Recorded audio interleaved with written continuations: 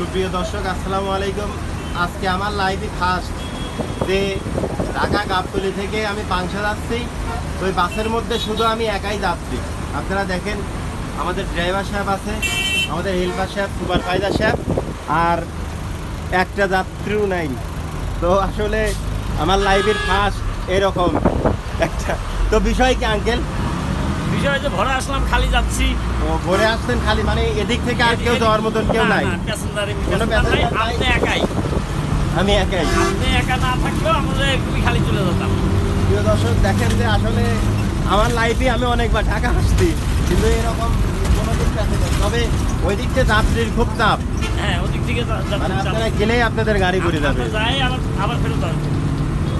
এখন যাবেন আবার চলে আসবেন। 3:30 আবার ঠিক আছে। তো পাংশা যাইতে আমাদের কয়টা বাজবে? আল্লাহ মালিক বাসা দেখলে 3টে বাজবে। 3টের মধ্যে আমরা চলে যাবো। আল্লাহ ভরসা।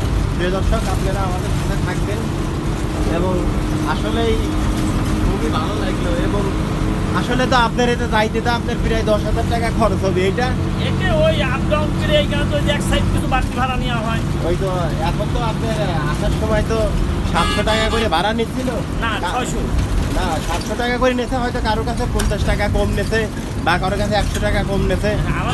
আমাদেরগুলো সবই 600। আপনার গাড়ির নাম কি? ৭৪ পরিবার। আমি তো আসার সময় রাবে আছে আসছি 700 নিয়েছে, আমার কাছ থেকে 50 টাকা কম নিয়েছে। আমাদের সবই 600। আমরা ঈদের আগে নিছি 500। তাহলে তো আপনার গাড়িরই তো ব্যবহার ভালো। হ্যাঁ, আমাদের সব তো আগে করে দেই, আমাদের সব 500। প্রিয় দর্শক দেখেন যে মানে কি বলবো, যে গাড়ির মধ্যে কোনো যাত্রী নেই, আসলেই খুব ভালো লাগলো। এবং মানে এখন তো ঢাকা থেকে কেউ ফেরার মতন কোনো যাত্রী নেই, এর জন্য গাড়ি খালি যাচ্ছে। তো আপনারা ভালো থাকবেন।